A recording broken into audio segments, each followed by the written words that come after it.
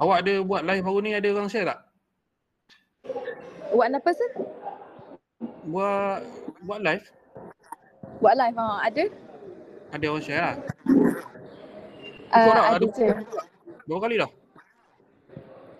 Sorry sesekak. Kenapa? Berapa kali dah buat? Baru 2 kali sir. Alah, berapa kali? Ini nak tu ni. Berapa minit buat? Saya buat tu dok sampai 5 minit ah. Oh, dah sampai 5 minit. Dia gini lah. Hmm. Apa rasa tak best? Rasa macam ke macam nak habis je kan? Betul. Segitu lah. Begitu lah. Orang lain pun saya rasa sama lah sebab korang tak biasa kan. Mungkin tak ada dapat itu sebenarnya kan. Mungkin kalau orang ramai kan, masa support.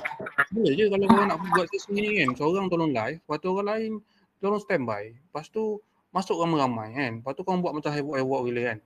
Confirm lah dapat. Betul tak? Aiman Iskandar.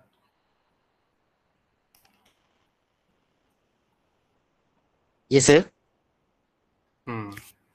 Nak suruh saya ulang balik ke? Tak nak lah saya ulang balik. Okay. Akido dengar?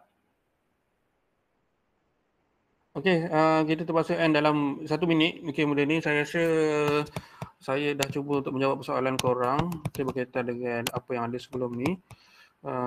Marketplace sama. Okay, marketplace. Kau nak belajar pasal marketplace kan sebelum ni kan? Okay. Alah, FB marketplace tu senang lah. Okay. Cuma saya tak sempat nak tunjuk sebab kita punya dalam Google Meet ni limited. Sangat limited. Okay. Kalau tak berbayar dalam sejam dia boleh habis lah. Okay. So tak apa, kita jumpa di luar kelas. Okay, saya harap dengan sesi yang kita buat tadi dapat korang sedikit ilmu yang kita boleh manfaatkan. Okay, dan pada masa yang sama boleh boskan korang punya share lah.